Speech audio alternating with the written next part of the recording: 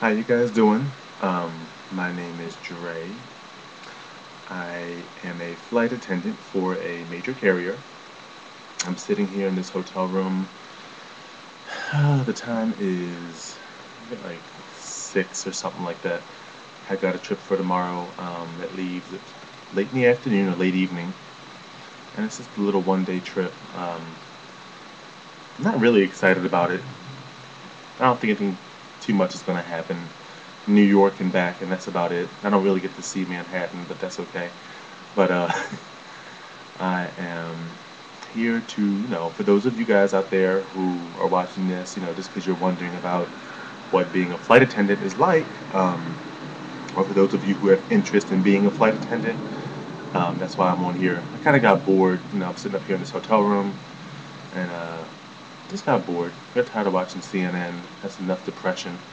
But so I said, why not make this video to help? I know other people have done this too, and I just wanted to put my input. I think for anybody who's watching this, everybody who has put a video on here about being a flight attendant, for those of you who are watching, it's more informative for you now because you have different aspects from different people of what the job is really like. It can be, there are portions of it where it can be glamorous, and for the most part, it is just like it's a lot of physical work. Um, the hardest part is probably getting through initial training. Initial training is probably the hardest training. That's the hardest part of this job. That takes a lot of mental focus. Um, Initial training, and then of course every year we have what we call recurrent training, which we have to do every year to be qualified to remain certified or qualified as a flight attendant and keep our wings. Um, it's a nice job. I do like it a lot. Um, Other than training, this job is a piece of cake. It's as hard as you make it. Um, there really is no mental, not a lot of mental work that's really involved, unless of course there's an emergency, which rarely happens. People always say, "Aren't you scared to fly? Oh my goodness, all these planes are doing this, that, and the other." I'm like, no. I mean, how often does that happen? You're better up there than you are down here, and that's already been proven several times. So, I don't even worry about that. If you want to be a flight attendant, you can't worry about that either. Um, Once you start working, you don't even think like that. um, for those of you who are not good test takers like myself, I never was a good test taker. I freeze on tests and stuff like that. You may want to get a couple books. I have a book called Ready to Fly, an Insider's Guide to Becoming a Flight Attendant. It's very informative. It helped me out a lot as to what every airline looks for or gives you an idea by stating that, all airlines are different. So what may work in this interview may not work at this airline's interview. Every airline looks for different people to meet their operational needs as far as personality, the way you think, and all that kind of stuff. So, having said that, test yourself. You can always go online, flightattendantcareer.com. Wonderful site. It lets you know it preps you for interview questions that some airlines may ask you. Not every airline's going to ask you the same question, but just in case. Um, it's a it's a big learning experience. I mean, going through training and also just the job itself. It's a lot of fun. There are things that you can do, and if you want to go see a friend in LA on your days off, you can just get up and go, provided that there's space available for the seat. Most airlines, I don't know about every airline, but my airline and other airlines I know operate as far as letting crew fly for free. You fly standby. You don't have a guaranteed seat. That's one thing that my friends fail to realize every time I give them a ticket. Well, I have to wait. Yeah, you do. You're a non-revenue customer. Even though you're an employee, you're not really paying for the ticket. It's coming out of my paycheck. But so that's why it's like that. Yeah, but books like that, just prep yourself. Have some friends maybe just interview you and just get a feel for the interview process. For men, you always want to wear a navy blue, preferably navy blue suit with a nice tie. You don't want all these designs and all this crap up here. Just make it simple. Just a nice blazer, some pants, a white shirt all the time, and a tie, and some black loafers.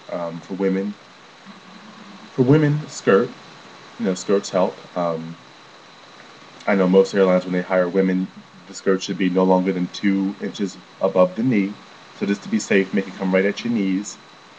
Your heels should be 3 inches, not Moulin Rouge, 8 inches. No, that does. Mm-mm. So just do 3 inch heels for the women or less, but try to wear a heel, you know, and this looks better.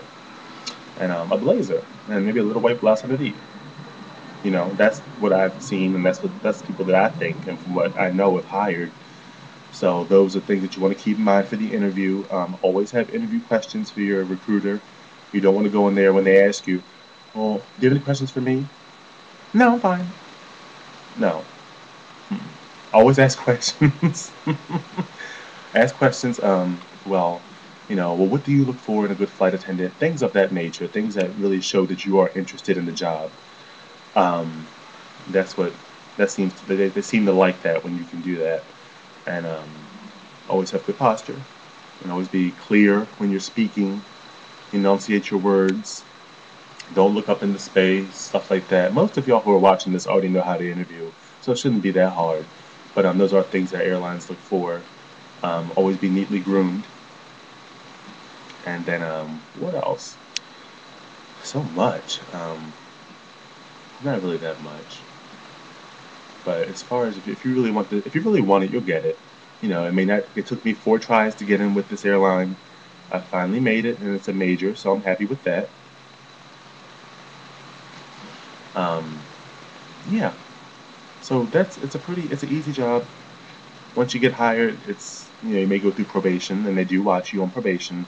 So you want to make sure you watch your steps and watch what you're doing, and who your associates are, because how somebody in your class may have acted, even though we know it's not right, but they see you hanging out with that person, they're gonna think you're doing the same thing too. So just watch your P's and Q's on for 6 months, and even after that, still be on your guard. Um, and that's about it. But you want to make sure, like I said, research the company. Companies like it when you research. The more you know about the company, and the more you know what the airline is looking for, that really helps. There's a lot of websites out here that can really help you and give you insight as to what to expect.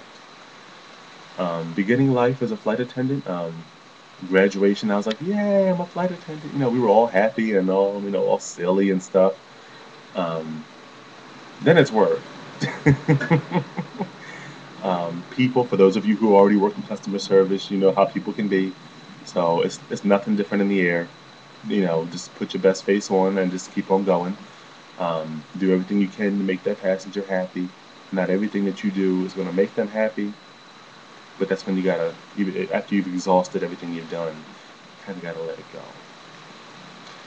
So, well, I see I'm running out of time, so I'm gonna publish this, and then I'm going to make another one, to kind of string it along so that I won't leave the rest of you guys hanging. I do enjoy it, and I want to keep people informed as to what it's like. It's a good job. So, give me a few minutes, and I shall be back.